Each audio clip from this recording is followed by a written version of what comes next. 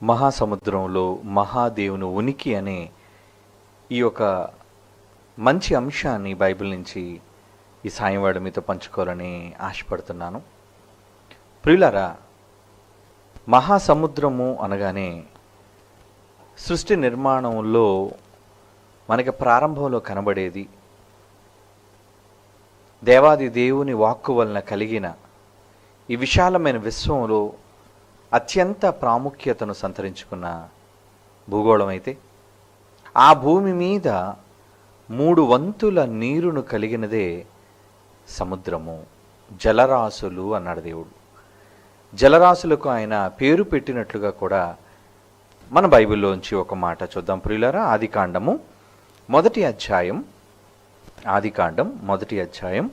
10వ వచనాన్ని మనం చూడగలిగితే, ఈ సముద్రాలను గూర్చిన వివరణ దేవుడు ఇస్తున్నట్లుగా, వ్రాయిస్తున్నట్లుగా తన తొలి పుస్తకములోనే ఈ మహాసముద్రాలను గూర్చిన వివరణ దేవుడు ఇస్తున్నట్లుగా మనం చూడగలం. చదువుదామండి. ఆదికాండం మొదటి అధ్యాయం 10వ వచనం. దేవుడు ఆరిన నేలకు భూమి అని, ఒక వంతు ఉన్న ఆరిన నేలకు భూమి అని పేరు పెడితే, విస్తారంగా ఉన్న జలరాశికి సముద్రములు అని పేరు పెట్టను. ఏమన్నా సముద్రమా, సముద్రములువా?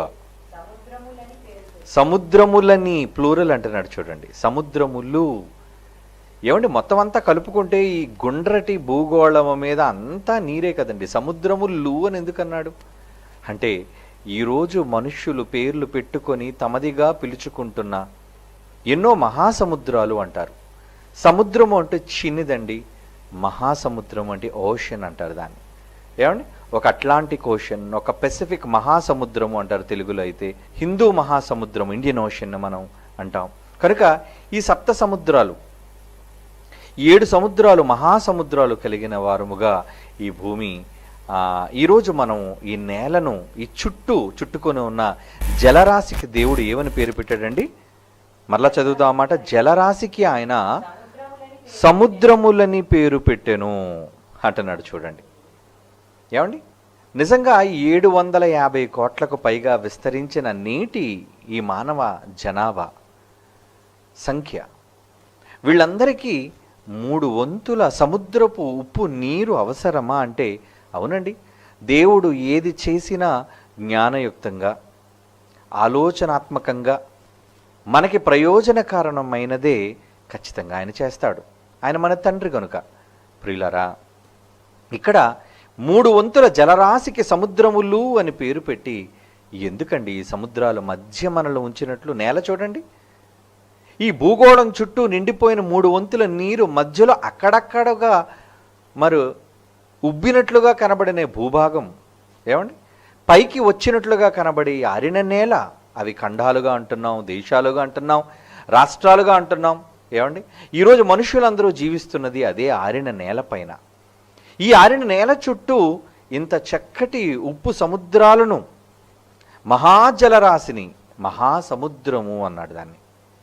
కనుక ఈ మహాజలరాశిని పెట్టాడు అంటే కారణం లేకుండా పెట్టాడంటారా? అవునండి, కారణంతోనే పెట్టాడు. ఎందుకు పెట్టాడు ఏంటో అనేది మనం తర్వాత పాఠంలోనికి వెళ్ళేటప్పుడు చదివి తెలుసుకుందాం. మరొక మాట బైబిల్ నుంచి ఈ సందర్భంలో మీతో చదివించాలి అనుకుంటున్నాను. అది కీర్తనల గ్రంథం 95వ కీర్తనలోని 5వ వచనాన్ని దయతో చదవండి ప్రియులారా. కీర్తనల గ్రంథం 95వ కీర్తనలోని 5వ వచనం ఏమంటున్నాడు చూడండి. అందులో సముద్రము ఆయనది, ఆయన దానిని కలుగజేసెను, ఆయన హస్తములు భూమిని నిర్మించును అంటున్నాడు చూడండి. ఏమంటున్నాడు దీనికోసం? ఈ సముద్రమును గురించి ఏం మాట్లాడుతున్నాడండి మన తండ్రి? సముద్రము ఆయనదా? సముద్రం ఏంటి, భారతదేశం కింద ఉంది కాబట్టి ఇది హిందూ మహాసముద్రం అని, ఇండియన్ ఓషన్ అని మనవాళ్ళు పేరు పెట్టేసుకున్నారు. ఏమండి, అటు పసిఫిక్ మహాసముద్రం అని, అట్లాంటిక్ మహాసముద్రం అని, అంటే ఆర్కిటిక్ సముద్రం అని, అంటార్కిటిక సముద్ర భూభాగం అని, ఇలా ఎవరికి పడితే వాళ్ళు పేర్లు పెట్టుకున్నారే. ఈ సముద్రాలు ఎవరివి? ఆయనది అంటున్నాడు చూడండి. సముద్రము ఆయనది, ఆయన దానిని కలుగజేసిన క్రియేటర్, ఆయన కలుగు చేశారండి. కాబట్టి ఈ సముద్రం ఆయనది అవుతుందండి. మరొక మంచి మాట చదువుకుందామండి బైబిల్ నుంచి. నెహెమ్యా గ్రంథం 9వ అధ్యాయం 6వ వచనం చూడండి ప్రియులారా. నెహెమ్యా గ్రంథం 9వ అధ్యాయం 6వ వచనం. నీవే అద్వితీయుడవైన యెహోవా, నీవే ఆకాశమును మహాకాశములను వాటి సైన్యమును భూమిని దానిలో ఉండున్నది అంతటినీ, సముద్రము అంటున్నాడు చూడండి, ఆకాశాల కోసం చెబుతున్నాడు.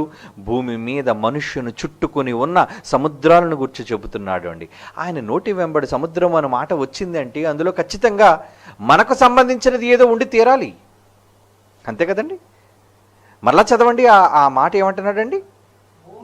భూమిని దానిలో ఉన్నది అంతటిని, సముద్రములను వాటిలో ఉండున్నది అంతటిని సృజించి వాటన్నిటినీ కాపాడువాడు అంటున్నాడు చూడండి. కాపాడుతున్నాడా మన తండ్రి? అవునండి, కాపాడుతున్నాడు. ఎవరి కోసం కాపాడాలండి ఆయన? ఎవరి కోసం కాపాడాలి? ఎవరి కోసం కాపాడాలి? మన కోసం అండి. మనం ఎవరు? పిల్లలం అండి, వారసులము గనుక మనను గూర్చి ఈ సముద్రాన్ని చేశాడు, మన కోసమే దీనిని కాపాడుతున్నాడు. ఏమండి, ఎంత మహా సువిశాలమైన ఈ భూగోళము మీద విస్తరించి 3 వంతులుగా ఉన్న జలరాశి సముద్రం. మరొక మంచి మాట కీర్తన గ్రంథం 104వ కీర్తనలోని 25, 26 వచనాలు చూడండి ప్రియులారా. కీర్తనల గ్రంథములోని 104వ కీర్తనలోని 25, 26 వచనాలు చదువుకుందాం. ఏమంటున్నాడు? అదిగోహో విశాలం అంటున్నాడు చూడండి. చాలా విశాలమైంది కదా. ఏమండి, ఆసియా భూభాగం విశాలమైందని మనం అనుకుంటున్నాం.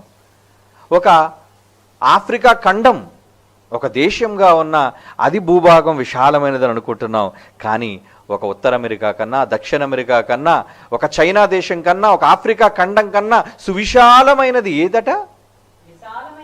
విశాలమైన మహాసముద్రము అంటున్నాడు చూడండి. మహాసముద్రము, అందులో ఏమున్నాయి? అబ్బో, లెక్క పెట్టలేనని ఇప్పటికీ మనిషి లెక్క పెట్టలేడండి. వాని లెక్కకు మించి ఉన్నాయి. భూమి మీద ఉన్న హ్యాబిటాట్, భూమి మీద ఉన్న జీవరాశి కేవలం ఒకంతు జీవరాశి మాత్రమే. అందులో అరణ్యాలలో, చెట్లలో, చేమలలో, నేలపైన తిరుగులాడు చిన్ని పురుగు మొదలుకొని మహా రూపాన్ని కలిగిన ఒక జిరాఫీ, ఒక ఏనుగు వరకు ఇవన్నీ భూమి మీద, నేల మీద తిరిగే జీవరాశులైతే 3 వంతుల నీరును కలిగిన మహాసముద్రముగా పిలువబడే ఆ సముద్రములో దేవుడు ఏం చేశారటండి? అందులో లెక్కలేని జలచరములు, దానిలో చిన్నవి ఉన్నాయంట, పెద్ద జీవరాశులు ఉన్నాయటండి. అందులో మనిషి కట్టుకున్న చిన్న ఓడలు, పెద్ద ఓడలు, తెప్పలు, ఏమండి, ఇవన్నీ నడుచుచున్నవి. దానిలో మనిషితో ఆటలాడడానికి నీవు నిర్మించిన మకరములు. ఏమంటే, మనిషితో ఆడుకునే ఎన్నో చేపలు ఉన్నాయండి. మనిషి ఆడుకునే చేపలు, మనుషులతో ఆడుకునే చేపలు, అందులో ఒక డాల్ఫిన్స్ కావచ్చు. ఏమండి, ఇలా చాలా జాతుల చేపలు మనుష్యులతో ఆడుకునేవైతే మీరు ఇంటిలో ముద్దుగా తెచ్చి పెంచుకునే అక్వేరియంలోని ఫిష్ ఎన్ని రంగులు, ఎన్ని అద్భుతాలండి. నిజంగా అదొక ప్రపంచం. ఏమండి, వాటర్ వరల్డ్, అది ఒక సముద్ర ప్రపంచం. ఈ మహాసముద్ర ప్రపంచాన్ని ఎవరి కోసం చేశాడో దేవుడు? తన కోసమా? కాదండి. ఈ మహాసముద్రాన్ని మన కోసమే చేశాడు. మన చుట్టూ దీన్ని పరిచాడు కనుక తన పిల్లలు ఆ నీలి రంగుగా ఉన్న ఆ నీటితో నిండిపోయిన ఎన్నో జలచరములు, లెక్కలేనన్ని ఎన్నో చేపలు, చిన్నవి పెద్దవి, అందులో నువ్వు ఆడుకోవడానికి దేవుడు చేశారటండి మన కోసం. ఈ సువిశాలమైన ఈ మహాసముద్రంలో ఇన్ని లెక్కలేని జలచరాలని ఎందుకు కలుగు చేశాడో తెలుసా? తన ప్రియమైన పిల్లల కోసం చేశాడు అంటున్నాడండి. అవునా? చూద్దామండి ఒక్కసారి ఈ సముద్రముకు సంబంధించి చాలా ఉంది. ఆ జలచరాలన్నిటిని చూపించడానికి సమయం చాలదు, కానీ కొన్ని ముఖ్యమైన ఈ సముద్రాలు, ఈ మహాసముద్రాలు, ఓషన్స్ అంటారు దానిని. ఏమండి, అలాంటి మహాసముద్రాలలో కొన్నిటిని ప్రాముఖ్యమైన జీవరాశులను గురించి మనం చూద్దాం. మరి ఈరోజు డిస్కవరీ ఛానల్ వాళ్ళు ఎన్నో ప్రాంతాలకు తిరిగి నిజంగా దేవుడు సృష్టించిన సృష్టిని ఎక్స్ప్లోర్ చేస్తున్నారు. అంటే వాళ్ళు ఛేదిస్తున్నారు, చూస్తున్నారు, పరికిస్తున్నారు, పరిశీలిస్తున్నారు. ఏమండి చూద్దామండి ఒక 2 వీడియోలు మనం చూద్దామండి.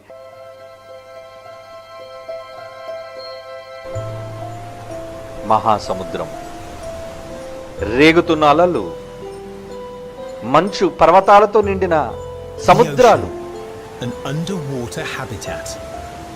ఆ నీటి కింద ఎన్నో జీవరాశులు ఉన్నాయండి. The ocean is home to the greatest diversity of life on Earth. Take a deep breath. We're going in. ఆహా, ఎన్ని చేపలండి!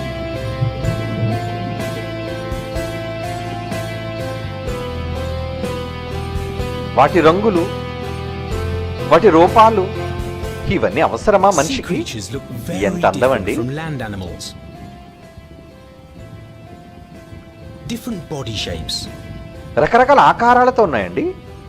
different features. They move through water much thicker than air. గాలిలో సంచరిస్తున్నట్టు Animals తిరుగుతున్నాయండి. have lived here for millions of years. వేల సంవత్సరాలు బ్రతికే Wales developing ఉన్నాయండి, special వందల సంవత్సరాలు adaptations to బ్రతికేవి. thrive in an underwater world.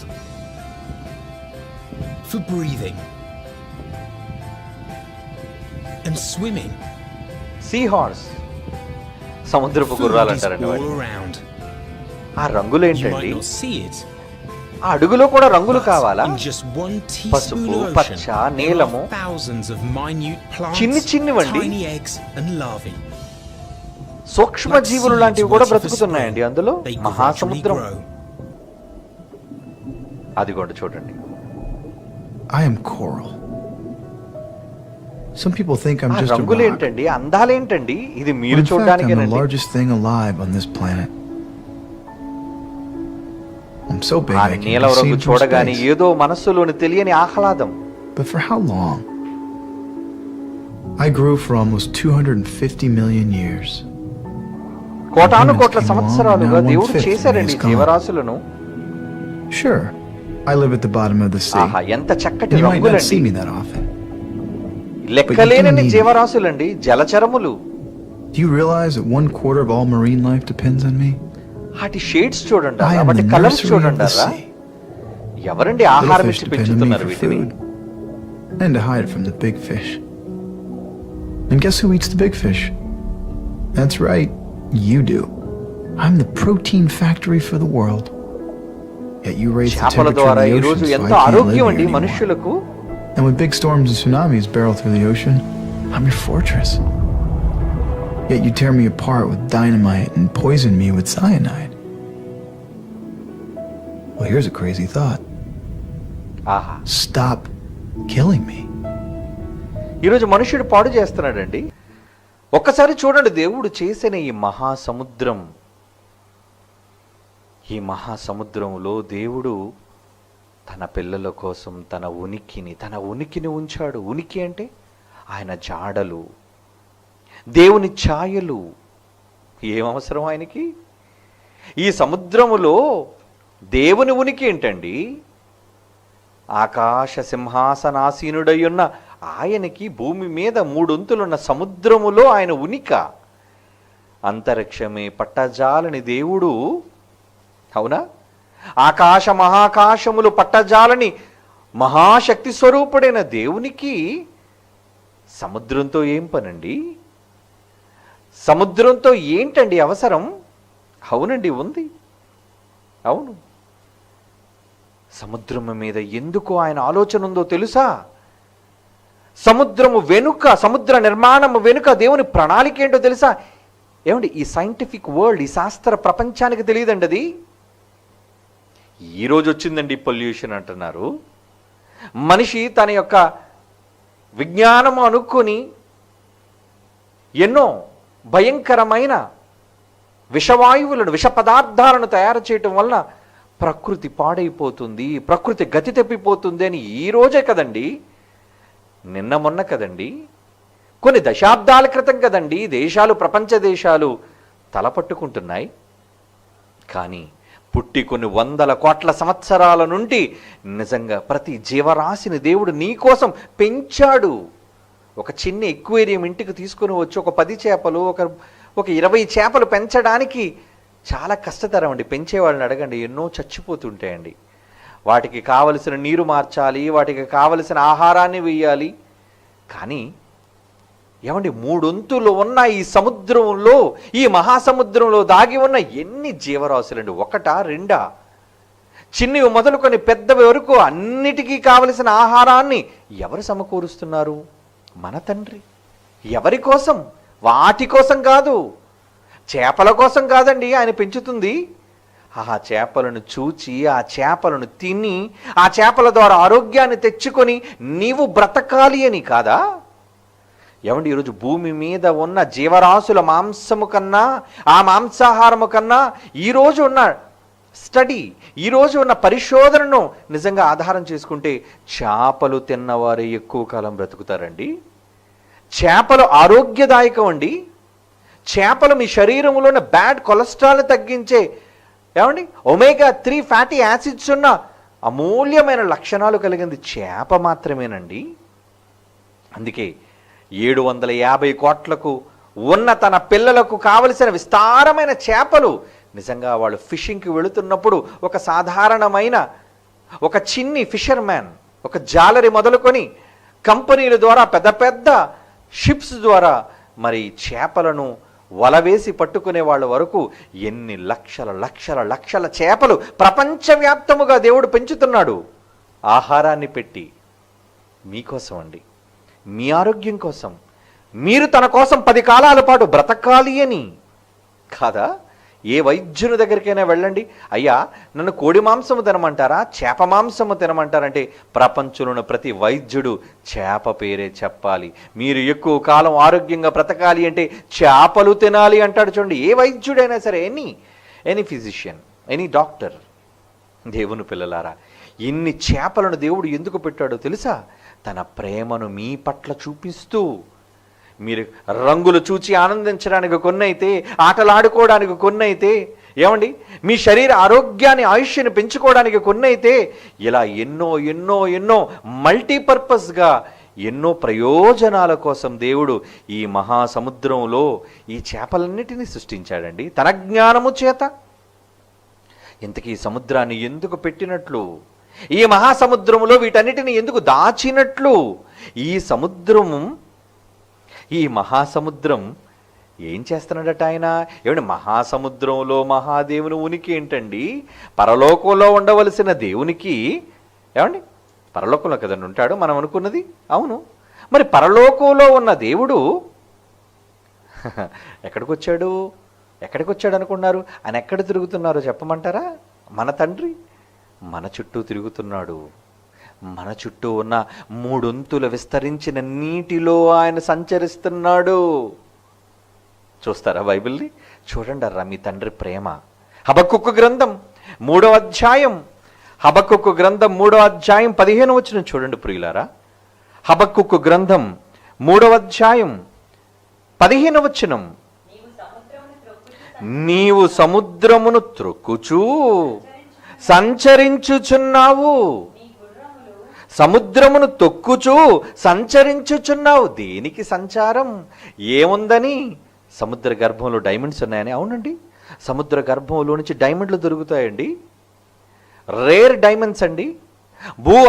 అడుగు భాగాలలో నుంచి పేలిపోయే, ఈరోజు మనం బయట చూసే ఎలాగైతే అగ్నిపర్వతాలు ఉన్నాయో, సముద్రంలో కూడా అగ్నిపర్వతాలు ఉంటాయండి. అందులో నుంచి బయటికి వచ్చే అత్యంత విలువైన డైమండ్స్ వాటి కోసమా? అవి ఎందుకండి? ఆయన చేసినవి, ఆయన చేతి పని. ఆయన డైమండ్స్ కోసమో, చేపల కోసమో, ఏమండి ఆలు చిప్పల కోసమో, ముత్యాల కోసమో ఆయన తిరగటం లేదు, సంచారం చేస్తున్నాడట. మళ్ళా చదవండి, ఎంత మంచి మాట. నీవు సముద్రమును త్రొక్కుచూ సంచరించుచున్నావు. మహాసముద్రములో మహాదేవుడు సంచారమా? లోకాలు పట్టలేని ఆ మహాశక్తి స్వరూపుడు సముద్రమును ఎందుకండి సంచరిస్తున్నాడు? నీవు సముద్రమును త్రొక్కుచూ సంచరించుచున్నావు. నీ గుర్రములు మహాసముద్ర జలరాశులను త్రొక్కును. నీ తండ్రి ఒకవేళ గుర్రాల మీద వస్తే, ఆ గుర్రాలు నడిపించే రథం మీద ఆయన ఉంటే, ఆ రథాలు నీ చుట్టూ ఉన్న ఈ సముద్రాల గుండా ఒకవేళ ప్రయాణం చేసుకుంటూ తొక్కుకుంటూ వస్తే, రూపకాలంకారంగా చెబుతున్నాడండి, ఆయన ఎక్కడ తిరుగుతున్నాడట? నీవు సముద్రమును త్రొక్కుచు. ఏమంటే నేల అంతటినీ వదిలేసి సముద్రంలో ఏం పనండి? ఆయన వాహనం ఎక్కి సముద్ర జలరాశులను త్రొక్కుకుంటూ ఎందుకండి ఆయన గుర్రాలు పరుగులు తీయాలి? ఎవరి కోసం ఈ పరుగులు? ఎవరి కోసమో కాదండి, తాను మిక్కిలిగా ప్రేమించిన తన ప్రియులైన పిల్లలు, తన వారసులు అదిగో కనిపించి ఆరిన నేల మీద ఉన్నారు గనుక, ఈ ఆరిన నేల అంతటినీ చుట్టూ ఉన్న సముద్రాన్ని మహాదేవుడు మన తండ్రి, మనకు జన్మనిచ్చిన పరలోకమందున్న మన తండ్రి సంచారం చేస్తున్నాడండి, తిరుగుతున్నాడండి. ఎవరి కోసం? తన పిల్లల కోసం తిరుగుతున్నాడు. మహాసముద్రంలో ఆ మహాదేవుని అడుగు జాడలు కనబడుతున్నాయి. ఆ మహాదేవుని ఉనికి మనకి కనబడుతుంది. అది ఆయన మాటలలోనే స్పష్టంగా మనకి తెలుస్తుంది. ఆయనే చెప్పుకున్నాడు, నేను సముద్రంలో తిరుగుతున్నాను నాయన. ఎవరి కోసం అయ్యా? ఈ చుట్టూ నువ్వు తిరుగుతున్నావు, సంచరిస్తున్నావు? మరెవరి కోసం? తను ప్రేమించిన తన పిల్లల కోసమే కదా. అప్పుడప్పుడు మనం చూస్తూ ఉంటాం కదండి, ఒక ఉమెన్స్ హాస్టల్ ఉందనుకోండి, ఏమండి, ఒక ఉమెన్స్ కాలేజ్ ఉందనుకోండి, మొత్తం దాని గోడ చుట్టూ పహారీ ఎవరు చేస్తుంటారు? ప్రేమికులు. ఎందుకంటే తాము ప్రేమించిన తమ ప్రియులైన వారు లోన ఉన్నారు అని వాళ్ళు ఏం చేస్తుంటారు? చుట్టూ గోడ చుట్టూ, ఆ కాలేజీ చుట్టూ, బైక్ ఉంటే బైక్, సైకిల్ ఉంటే సైకిల్, కార్ ఉంటే కార్, పచారీ చేయటం అంటారు దాన్ని, ఏమండి, తిరగటం అంటారు దానిని.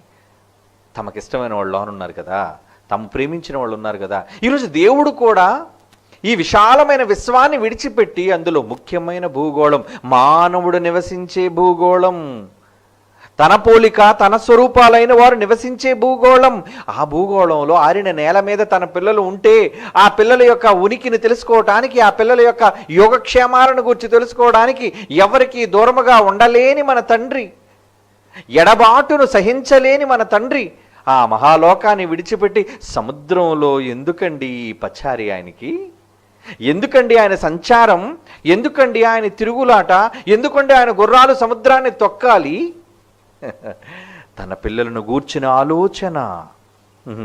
ఏమండి, ఆయన మాటలు ఎక్కడ వినబడుతున్నాయి చూడండి. బైబిల్లో ఒక మంచి మాట రాయబడిందర్రా.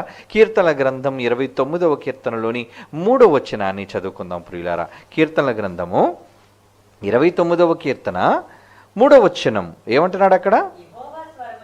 యెహోవా స్వరము జలముల మీద వినబడుచున్నది. ఆయన మాటలు వినబడుతున్నాయట. ఏంటి అప్పుడప్పుడు చూడండి, ఎవరో మనల్ని పిలిచినట్లుగా, ఎవరో మనకి అలికిడైనట్లుగా మన వాళ్ళ స్వరం మనం వింటూ ఉంటాం.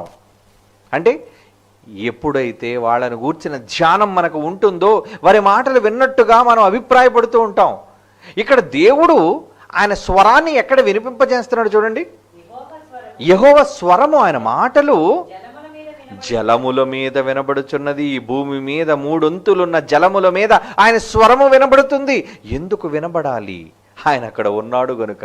ఎందుకు వినబడాలి? ఆయన అక్కడ తిరుగుతున్నాడు గనుక. ఎవరున్నారని?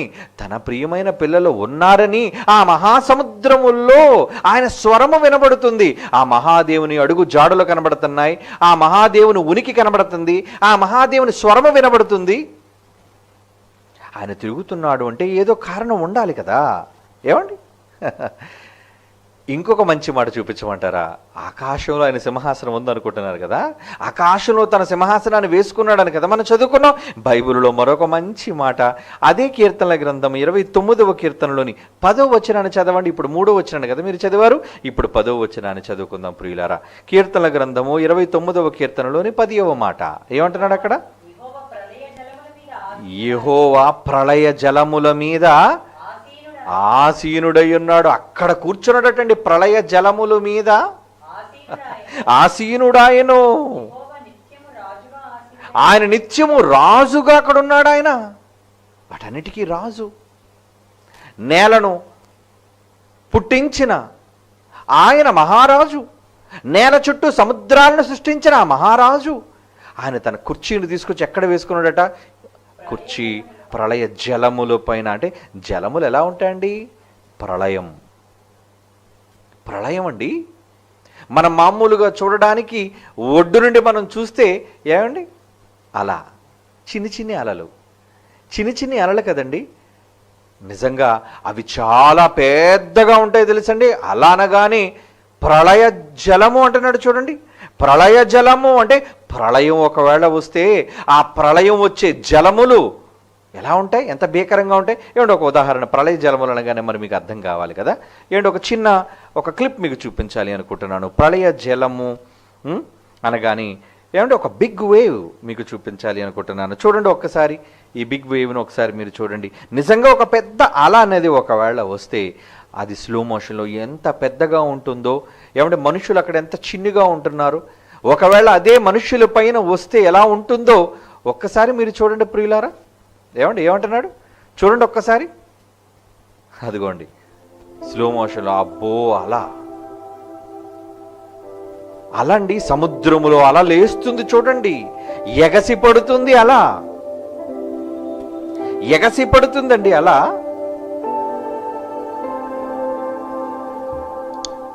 ఇంకోటి అదిగోండి అలా. అక్కడ మీరుంటే ఏమైపోతారు, కొట్టుకొని వెళ్ళిపోతామండి మనం. పెద్ద పెద్ద అలలు వస్తుంటాయండి అప్పుడప్పుడు. సముద్రపు ఒడ్డుకు మనం వెళ్ళేటప్పుడు చిన్ని చిన్ని అలలు మన పాదాలను తాకే అలలు చాలా మరి ఎంతో ఆహ్లాదకరంగా మనకు ఉంటుంది కదా. పెద్ద పెద్ద యెహోవా ప్రళయ జలముల మీద ఆయన ఆసీనుడాయను. ఆయన అక్కడున్నాడట. యెహోవా నిత్యము రాజుగా ఆసీనుడై ఉన్నాడు. ఎందుకండి ఆయన ఉనికి అక్కడ ఎందుకు కనబడుతుంది? సముద్రం మీద ఎందుకు తన సింహాసనాన్ని వేసుకున్నాడు?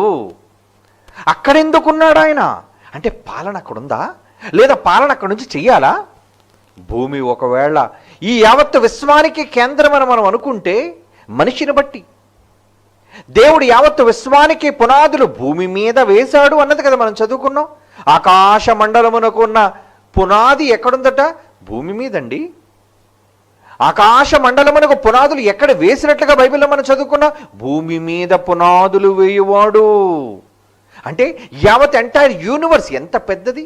గత పాఠాల్లో మనం నేర్చుకున్నాం, చూసారు మీరు. ఈ విశ్వం ఎంత పెద్దదో, అంత పెద్ద విశాలమైన ఈ విశ్వానికి కేంద్ర బిందువుగా, లేదంటే పునాదిగా, యావత్తు విశ్వాన్ని నిలబెట్టేదిగా భూమిని ఒకవేళ ఆయన వంచితే ఏమండి ఎవరున్నారని? ఆ భూమి పైన తన పోలిక చొప్పున తన స్వరూపముగా పుట్టిన తన పిల్లలు ఉన్నారని. ఇంకొక మాట చూస్తారా, మరొక మాట. కీర్తనల గ్రంథం 24వ కీర్తన, కీర్తనల గ్రంథం 24వ కీర్తన 2వ వచనం చూడండి ప్రియులారా. కీర్తనల గ్రంథం 24వ కీర్తనలోని 2వ మాట, ఆయన సముద్రముల మీద దానికి పునాది వేసెను, ప్రవాహ జలముల మీద దానిని స్థిరపరిచెను. దేనికి పునాది? విశ్వానికి భూమి పునాది అయితే, విశ్వానికి యావత్తు విశ్వానికి ఈ కేంద్రం పునాదిగా ఒకళ్ళు భూమి ఉంది అని మనం ముందుగా బైబిల్లో చదువుకున్నది నిజమైతే, ఇక్కడేమంటున్నాడు చూడండి, ఆయన సముద్రముల మీద, దానికి అంటే అక్కడ ఎవరనుకుంటున్నారు? భూమికి. జలముల మీద, ఆయన సముద్రముల మీద భూమికి పునాది వేసెను. అంటే ఈ సముద్రాలలో పునాది ఉందా? ఉంది.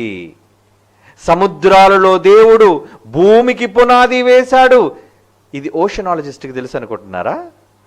ఏమండి? అదేనండి, సముద్రాల మీద పరిశోధనలు చేసేవాళ్ళు ఓషనాలజిస్ట్ అంటారు వాళ్ళని. జలముల పైన పరిశోధన చేసేవాళ్ళు, వాళ్ళకేం తెలుసండి? బైబిల్ చెబుతుంది మహాజ్ఞాన సంగతులు, అనేక శాస్త్రాతీతమైన సంగతులు బైబిల్ చెబుతుంది. ఏమని? యావత్తు విశ్వానికి కేంద్ర స్థానం, కేంద్ర బిందువు, పునాది భూమి అయితే, ఆ భూమికి పునాది ఎక్కడ ఉందో తెలుసా? ఎక్కడ వేశాడో తెలుసా? జలములు అంటున్నాడు చూడండి. ఆయన సముద్రముల మీద, ఒక్క సముద్రం కాదు, ఈరోజు భూమి మీద ఎన్ని సముద్రాలను నీవు అనుకుంటున్నావో, మహాసముద్రాలు 7 అనుకుంటే చిన్న చిన్న సముద్రాలు ఆయా దేశాలలో చిన్న చిన్న సముద్రాలు ఎన్నో ఉంటే ఆ సముద్రాలన్నిటి మీద దానికి అంటే భూమికి పునాది వేసెను. ప్రవాహ జలములు, ప్రవాహం అంటే అదిగోండి ప్రళయ జలములు చూసారే, ప్రవాహ జలములు చూసారే, ఈ ప్రవాహ జలముల మీద ఆ భూమిని స్థిరపరిచాడటండి. ఈరోజు భూమి అంత కాన్స్టెంట్గా ఉండగలిగింది అంటే ఏమంటే నిమ్మకాయ మీద నీరు నిలబెట్టండి చూద్దాం. నిమ్మకాయ మీద నీరు నిలబెట్టగలరా? పైన నిలబెట్టం కదా, చుట్టూ ఉండాలి. కానీ దేవుడు ఈ చక్కటి నీలి రంగు బంతి అయిన ఈ భూగోళం, బ్లూ ప్లానెట్ అన్నారండి దీన్ని, ఈ చక్కటి నీలి రంగు, ఈ చక్కటి ఈ భూవలయం, ఈ భూమి మీద ఆయన 3 వంతుల సముద్రాలను మహాజలరాశులను పెట్టి ఆ జలరాశులలో భూమికి పునాది వేశాడు. జాగ్రత్త. అంటే తన పిల్లలో ఉన్న ఆ భూమికి పునాదులు జలములలో ఉన్నాయి. జలములలో పునాదులా? అవునండి, జలములలో పునాదులు. అంటే సింహాసనాన్ని తీసుకొచ్చి ఆ జలముల పైన ఎందుకు వేయించాడో తెలుసా? నా పిల్లల పునాదులు జాగ్రత్తగా నేను చూడాలి, నా పిల్లలకు ఎటువంటి హాని కలగకుండా నేను కాపాడాలి. కాపాడుతున్నాడా? కాపాడనుకుంటున్నారా? యెహోవా పట్టణమును కాపాడని ఎడల. ఎన్నిసార్లు చదువుకున్నారు మీరు? ఏమండి 127వ కీర్తనలోని పుట్టినప్పుడల్లా ఏమండి ఎన్నిసార్లు ఆ మాటలు చదువుకున్నావు? యెహోవా పట్టణమును కాపాడని ఎడల దానిని కావలి కాయు వారి ప్రయాసం, వారు మేల్కొని ఉండటం కూడా వ్యర్థమే. నీ దగ్గర ఉన్న నేవీ గస్తీ కాస్తుంది అనుకుంటున్నావా? నీ దగ్గర ఉన్న మిలిటరీ పహారా కాస్తుంది అనుకుంటున్నావా? నీ దగ్గర ఉన్న ఎయిర్ ఫోర్స్ కాపాడుతుంది అనుకుంటున్నావా? కాదయ్యా, అవి నీ దేశానికి చెందిన నీ సరిహద్దులను నువ్వు కాపాడుకుంటున్నావు శత్రు దేశాల నుంచి. కానీ దేవాది దేవుడు తన ఆశలు, తన కోరికలు, తన స్వరూపాలైన అంతా సమస్తము తన పిల్లలైన వారు ఆ భూమి మీద ఉన్నారు. ఆ భూమికి పునాదులుగా ఉన్న జలములు ఉన్నాయి గనుక తన పిల్లలు క్షేమంగా నిలబడాలి అంటే, తన పిల్లలు క్షేమంగా తన కొరకు బ్రతకాలి అంటే ఆయన సింహాసనం అక్కడే వేసుకోవాలి. అందుకే మహాసముద్రములో మహాదేవుని ఉనికి కనబడుతుంది. ఎవరికండి తెలుసు? దేవుడంటే ఎక్కడో ఉన్నాడని ఆకాశముపైకి కన్నులెత్తి చూచే ఓ మనిషి, నీ చుట్టూ ఒక కాపలా వాణిగా ఆయన తిరుగుతున్నాడు అంటే నువ్వంటే ఎంత ప్రేమ ఆయనకి, ఎంత ఇష్టం నువ్వంటే. నిన్ను అన్నిటికంటే ఎంతో ఎక్కువగా ప్రేమిస్తున్నాడు. అర్థం చేసుకోలేవా ఆయన ప్రేమను? ఇన్ని రంగులను, ఇంత చక్కటి ప్రపంచాన్ని నీకోసం కలుగజేసి ఇన్ని రకరకాల జీవరాశులను చేశాడే, అది నీకోసమేనా? అవును, నీకోసమే. తన కోసం కాదండి, తన ఆహ్లాదం కోసం కాదండి. అలా తన ఆహ్లాదాన్ని కోరుకుంటే నిజంగా ఎంతోమంది భార్యలను వివాహం చేసుకునే పరలోకంలో తీరిక లేకుండా సరస సల్లాపాల్లో మునుగుండాల్సిందండి మన తండ్రి. నో, అంత చీప్ మైండ్ కాదు దేవుడిది. సరస సల్లాపాల్లో తేలేటంతరి నీచుడు కాడు దేవుడు, మన తండ్రి. భార్యల ద్వారా భోగాన్ని అనుభవించాలనుకునే దౌర్భాగ్యమైన కోరిక కలిగినవాడు కాదండి మన తండ్రి. ఎంత గొప్ప తండ్రి! ఆయన ఆనందం దొరికేది ఎక్కడో తెలుసా? తన పిల్లలలో. తన ప్రేమను వెతుక్కునేది ఎక్కడో తెలుసా? తన పిల్లలలో. అంతా సమస్తము తన పిల్లలే. ఆ పిల్లలు ఉన్న ఆరిన నేల చుట్టూ ఈ భూమిని ఈ సముద్రంతో నింపాడు గనుక ఈ సముద్రాన్ని, జలములను ఆయన భూమికి పునాదులుగా పెట్టాడు గనుక ఈ పునాదులు భద్రంగా ఉండాలి, తన పిల్లలు క్షేమంగా ఉండాలి అంటే అందుకే కాపలాదారుడుగా ఆయన రథమెక్కి తిరుగుతున్నాడటండి సముద్రములో. ముందు మీరు చదువుకున్నారు కదా, ఏం తొక్కుతున్నాడు? హబక్కూకు గ్రంథంలో మనం చదువుకున్నాం కదా, హబక్కూకు 3:15 నీవు సముద్రమును త్రొక్కుచు సంచరించుచున్నావు, నీ గుర్రములు మహాసముద్ర జలరాశులను త్రొక్కును. ఇండియన్ ఓషన్లోకి వచ్చాడు, అట్లాంటిక్ ఓషన్లోకి వెళ్ళాడు, పసిఫిక్ మహాసముద్రాన్ని చుట్టి వస్తున్నాడు, ఆర్కిటిక్ సముద్రం యొద్దకు వెళ్ళాడు, ఉత్తర ధ్రువం, దక్షిణ ధ్రువం, ఇలా ఎక్కడెక్కడ జలరాశులు ఉన్నాయో అన్ని ప్రాంతాల్లో నీ కోసం ఆయన సంచారం చేస్తున్నాడండి. మహాసముద్రంలో ఆయనకి ఏంటి పని అనుకుంటున్నావా? దేవుడు సముద్రంలో ఉండడం ఏంటండి అనుకుంటున్నావా? సముద్రంలో పునాదులు ఉన్నాయి గనుక ఆ పిల్లల పునాదులు దెబ్బతినకుండా కాపాడటం కోసం, వారి క్షేమం కోసం ఆ పునాదుల చుట్టూ తిరుగుతూ తన సింహాసనాన్నే అక్కడే వేయించుకొని నీ తండ్రి ఉన్నాడు అంటే ఎంత గొప్ప తండ్రి అండి. అలాంటి గొప్ప తండ్రిని ఎంత ప్రేమిస్తున్నావు, నువ్వు ఎంత ప్రేమిస్తున్నావు ఆ తండ్రిని. నీకోసం ఆయన ఎన్ని మేలులు దాచాడు, ఎన్ని సహాయాలు నీకు చేస్తున్నాడు ఆ సముద్రము ద్వారా. చూస్తారా ఏమండి, మంచి మాట. కీర్తనల గ్రంథం చూడండి, మీ బైబిల్ తెరిచి కీర్తనల గ్రంథము 107వ కీర్తనలోని 107వ కీర్తనలోని 23, 24 వచనాలు ప్రియులారా. కీర్తనల గ్రంథం 107వ కీర్తనలోని 23, 24 వచనాలండి. ఓడలెక్కుతున్నారు కదా నా పిల్లలారా, ఓడలెక్కి సముద్ర ప్రయాణము చేయువారు మహాజలముల మీద సంచరించుచు. అబ్బో, మంచి వ్యాపారం, పోర్ట్ బిజినెస్ చేస్తున్నారే. ఎన్ని పోర్ట్లు!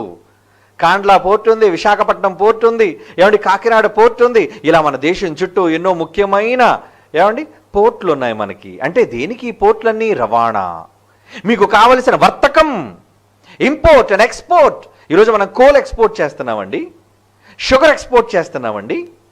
ఎన్నో విషయాలు మనం వీట్ కానీ, రైస్ కానీ, బార్లీ కానీ ఎన్నిటినో మనం ఇంపోర్ట్ చేసుకుంటున్నామండి. ఇవన్నీ కూడా లారీల ద్వారా, ట్రైన్ల ద్వారా వచ్చేవి కావండి. ఎక్కడో అమెరికా దేశంలో ఉన్నది మన దగ్గరికి రావాలి అంటే ఓడలు రావాలి. ఏమండి, ఎయిర్పోర్ట్లు క్లోజ్ అయిపోయి కానీ లాక్డౌన్లో పోర్టులు క్లోజ్ అవ్వలేదండి. సీ పోర్ట్లు అంటారు దాన్ని, అడగండి, పోర్టుల నీళ్ళు అడగండి. లాక్డౌన్లో విమానాలు ఎగరకుండా ఆపారేమో కానీ సముద్రంలో నడిచే ఓడలకు మాత్రం లేదు, నో లాక్డౌన్. ఎందుకో తెలుసా? నీ వర్తకం, నీకు కావలసిన వ్యాపారం, నీకు కావలసిన ఆహారం. ఏమండి, ఈరోజు మెడిసిన్స్ రావాలి అంటే, ఈరోజు ఎన్నో నీకు ప్రయోజనకరమైనవి రావాలి అంటే వారి దేశంలో లేనివి మన దేశంలో లేనివి వారి దగ్గర పొందడానికి ఈరోజు మనం చేసేది వర్తకం. ఆ వర్తకం కోసం చెబుతున్నాడు చూడండి. కీర్తనల గ్రంథము 107వ కీర్తనలోని 23, 24 వచనాలండి. ఓడలెక్కి సముద్ర ప్రయాణము చేయువారు మహాజలముల మీద సంచరించుచు వ్యాపారము చేయువారు యెహోవా కార్యములను, సముద్రములో ఆయన చేయు అద్భుతములను చూచిరి. మనం ఎప్పుడు సముద్రం మీదకి వెళ్ళలేదు కదండి, అందుకే సముద్రంలో అద్భుతాలు మనకు కనబడవు. ఏమిటి, సముద్రంలో అద్భుతాలు మనకు కనబడవండి. కానీ ఏం చేస్తున్నాడు తెలుసా ఆయన? ఏం చేస్తున్నాడు చెబుతున్నాడు చూడండి.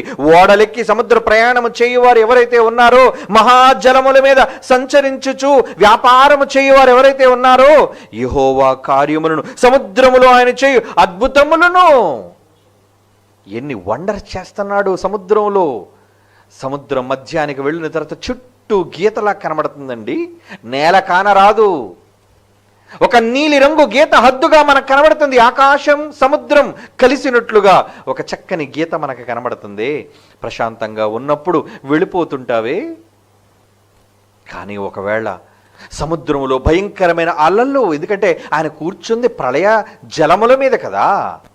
ఆయన వచ్చాడు అంటే జలములు ఏమవుతాయి? దేవుడు వచ్చాడు అంటే ఏమండి, ఒక పనికి మాలిన 1/2 కేజీ మాంసం లేని హీరో నేల మీద అడుగు పెడితే ఓ దుమ్ము లేచిపోతుంది, గాలి తిరిగిపోతుంది, ఆకులు ఎగిరిపోతుంటాయి, చుట్టూ ఉన్నవాళ్ళు కంగారు పడి బెంబేలెత్తిపోతుంటారే. అలాంటిది లోకాలను కలుగజేసిన దేవుడే స్వయంగా సముద్రం మీద అడుగు పెడితే సముద్రాలు ఎలా ఉంటాయి చూస్తారా? ముందా మాట చూడండి. కీర్తనల గ్రంథం, మళ్ళా వద్దాం ఈ మాట దగ్గరికి. కీర్తనల గ్రంథం 77వ కీర్తనలోని 16వ వచనం. కీర్తనల గ్రంథం 77వ కీర్తన 16వ వచనం ఏమంటున్నాడు అక్కడ? దేవా, జలములు నిన్ను చూచేను. చూసాయి, అయ్యో వచ్చాడు, తన పిల్లల కోసం వచ్చేశాడు. జలములు నిన్ను చూచి దిగులు పడును, భయం. యజమానుడు వచ్చాడు సముద్రం మీదకి. అగాధ జలములు, లోపల ఉన్న సముద్ర గర్భంలో ఉన్న అగాధ జలాలు ఉన్నాయండి. ఎన్నో జలాలు, బయట కనిపించే జలాలు కొన్నైతే సముద్రంలోని అగాధ జలములు, మిక్కిలి లోతైన పసిఫిక్ మహాసముద్రంలోని మారియానా ట్రెంచ్ లాంటి ఎన్నో డీపెస్ట్ పార్ట్స్, లోతైన ప్రాంతాలు, అవన్నీ అగాధ జలములు అంటారు వాటిని. ఆ జలములన్నీ ఏమవుతున్నాయటండి? దేవా, జలములు నిన్ను చూచేను. ఎలా చూసేవి? ఆకాశంలో ఉన్నాడనా? ఆకాశంలో ఉన్నందుకు చూడడం కాదు. దేవా, జలములు నిన్ను చూచెను, జలములు నిన్ను చూచి దిగులు పడెను. జలములు కాదండి, జలములు, జలములు, జలములు, సముద్ర జలములు. సముద్ర జలముల మధ్య ఆయన రావటం, ఆయన అడుగు పెట్టడం, ఆయన గుర్రాల ద్వారా దానిని త్రొక్కటం, ఆయన రథచక్రాల ద్వారా ఆయన ప్రయాణం చేయటం, ఈ అగాధ జలాల మహాసముద్ర జలాలు చూచి ఏమవుతున్నాయటవి? ఒక పక్క దిగులు, యజమానుడు వచ్చాడన్న దిగులు, భయం. మరో ప్రక్క గజగజలాడుతూ వణుకుతున్నాయటండి. అంటే వణకడం అంటే నీ బాడీలో వణుకొస్తే ఏమవుద్దండి? షేక్, షివర్. అవునా? మరి దేవుడు సముద్రంలో దిగితే ఎలా ఉంటుంది? గజగజలాడిపోతుంది జలములు, ఉవ్వెత్తున లేస్తుంటాయి అలలు. చూస్తారండి ఏమండి? అప్పుడప్పుడు సముద్రంలో ప్రయాణం చేసేవాళ్ళు కంటైనర్ షిప్స్ అంటారండి వాటిని. చాలా పెద్ద పెద్ద ఉంటాయండి కంటైనర్స్, పెద్ద టన్నుల కొద్దీ బరువును మోసే కంటైనర్ షిప్స్ అండి. ఇక్కడ పోర్ట్లోంచి బయలుదేరినప్పుడు ఎండగానే ఉంటుందండి, కానీ మధ్యలో భయంకరమైన పరిస్థితులు, భయంకరమైన గాలులు, భయంకరమైన అలల తాకిడి. మీరు ఎప్పుడు చూడలేదేమో కదా, చూపిస్తాను ఇప్పుడు, మీరు చూడాలి. ఎందుకు అలా సముద్రం చెలరేగిపోతుంది? ఎందుకు అలా గాలులు వేస్తున్నాయి? ఎందుకు అలా సముద్రం మీద అలలు ఉవ్వెత్తునలు వేస్తున్నాయి? నిజంగా అక్కడికి వెళితే అండి ప్రాణం పోతుందేమోనని బెగబట్టుకోరండి. ఒక్కసారి చూడండి ప్లే.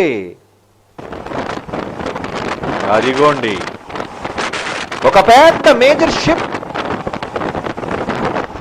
ఒక పెద్ద ఓడ సముద్రములో వెళుతున్నప్పుడు సముద్రం చూడండి ఎలా అల్లకల్లోలంగా ఉందో. లేచిపోతుంది పైకి. నిమ్మలంగా లేదు గాలి, నిమ్మలంగా లేదు సముద్రం. తాకిడి, అలల తాకిడి, సంచారం. తిరుగుతున్నాడు ఆయన. జలములు గజగజలాడిపోతున్నాయి. అగాధ జలములు గజగజలాడుతున్నాయండి.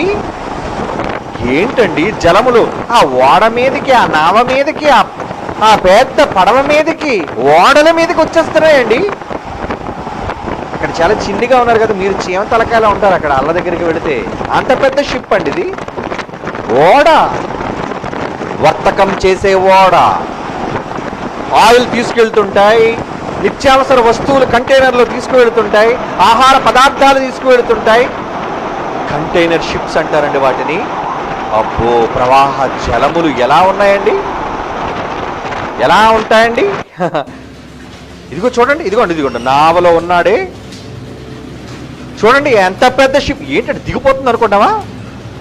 అబ్బో, పైకి అప్పుడే ఆకాశానికి లేచినట్లుగా ఉంటుంది, నేలకు దిగిపోతున్నట్లుగా ఉంటుంది. పైన తుఫాన్ ఏం లేదండి సముద్రంలో. అక్కడ వర్షం అనుకుంటున్నారా? లేదండి, వర్షం కాదండి. అదిగో సూర్యుడు కనబడుతున్నాడండి. అబ్బో, ప్రవాహ జలాలు లేచిపోతున్నాయండి. ప్రవాహ జలములు లేచిపోతున్నాయి. అది నిమ్మలంగా ఉన్నప్పుడే కాదు, ఇక సముద్రం వర్షం పడేటప్పుడు చూడండి ఆ ఓడ పరిస్థితి చూడండర్రా, ఓడ పరిస్థితి చూడండర్రా. నిజంగా మీకైతే గుండె అవిసిపోతుందండి అక్కడ ఉంటే. సముద్రంలో ప్రయాణం చేసి కూడా చాలా మందికి సీ సిక్నెస్ అంటారు. ఏంటండి అటు ఇటు అటు ఇటువైపు వెళ్ళిపోతుంది పెద్ద పడవ. మనకు రోడ్డు మీదండి చాలా నిమ్మలంగా వెళ్తుంది కదండి బండి, ట్రైన్ చాలా కదలకుండా వెళ్తుందండి. ఇదేంటండి అటుపక్క ఇటుపక్క ఎటు పడితే అటు నీళ్లు ఉవ్వెత్తురొచ్చి పడుతున్నాయి. ఏదో సముద్రంలోనికి పడవ వెళ్ళిపోతున్నట్లుగా, పైకి ఆకాశంలోకి లేచిపోతున్నట్లుగా, తిన్నగా ఉన్నట్టు మనకు కనబడటం లేదండి. దీనికి కారణం ఏంటనుకుంటున్నారు? సముద్రంలో అగాధ జలములు, ఆయన నడకలు, ఆయన నడతలు. ఇది తెలియదండి ప్రపంచానికి. ఏం తెలుసండి? ఎందుకు వచ్చిందండి? ఏదో కారణం చెప్తాడు, సోదే మాట. ఉవ్వెత్తులు లేచే అలలు గజగజలాడిపోతున్నాయి. ఎవరిని చూచి భయం? వచ్చాడు నాయకుడు, నాయకుడు వచ్చాడు, సృష్టికర్త వచ్చాడు. భయపడిపోతున్నాయి, గజగజలాడిపోతున్నాయి. అది చూస్తే మనం గజగజలాడిపోతున్నాం. ఏమండి? ఎంత పెద్ద వర్తకం చేసే కంటైనర్స్ కనబడతాయండి. కంటైనర్స్, పెద్ద పెద్ద కంటైనర్స్ ఉంటాయి. ఏమండి? పెద్ద పెద్ద కంటైనర్స్. అదేనండి, మరి కంటైనర్స్ ద్వారా అనేక వర్తకాలు, వ్యాపారం జరుగుతున్నప్పుడు మరి అవన్నీ క్షేమంగా నీ ఒడ్డుకి చేరాలి అంటే పడవ మునిగిపోతే ఎలా? ఓడ ములగడానికి వీల్లేదు. ఎంత అలలు లేస్తున్నా దేవుడు చూడ్డానికి, పర్యవేక్షించడానికి వచ్చినప్పుడైనా ఈ గాలుల తాకిడికి, అలల తాకిడికి క్షేమముగా అన్ని షిప్స్ ఆయా పోర్ట్స్కు చేరిపోవాలి. ఆఫ్రికన్ పోర్ట్స్కి వెళ్ళిపోవాలి, అమెరికన్ పోర్ట్స్కి వెళ్ళిపోవాలి, గల్ఫ్ పోర్ట్స్కి వెళ్ళిపోవాలి. ఏమండి, ఇటు మలేషియా, చైనా, సింగపూర్ ఈ ప్రాంతాలన్నిటికీ ఉన్న ఎన్నో పోర్ట్స్, ప్రపంచవ్యాప్తముగా ఉన్న దేశాలకు సంబంధించిన నేల సరిహద్దుల్లో ఉన్న పోర్ట్స్, వాటన్నిటికీ వెళ్ళిపోవాలి, వాటన్నిటికీ చేరిపోవాలి వర్తకం.